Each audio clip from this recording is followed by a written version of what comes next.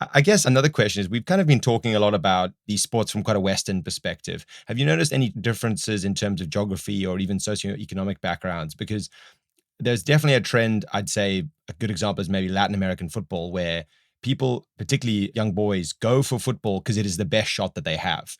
Yeah, yeah. Look, a lot of the research does come out of North America, Europe, Australia, those sorts of contexts. So there is a really Western lens to the research.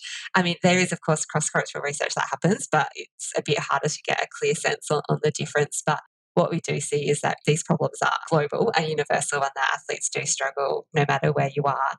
But definitely the cases you talked about, or for some people in America too, their only hope of going to college is to get a scholarship because they can't afford the fees or those sorts of things. So there are certainly athletes who are more financially dependent on sport and perhaps then don't have as much capacity to potentially have support to grow other areas or be better prepared for retirement. And certainly those athletes who then really are financially dependent on sport, potentially going to struggle after sport, do typically have pretty poor outcomes into retirement. So it's not a hard and fast cultural difference as such. But, something that can be pretty global. But again, there's growing research from other cultures, but it'll be interesting to keep watching that space and see whether we do start to notice more differences emerging. But certainly it does sort of seem to be pretty universal that athletes everywhere struggle.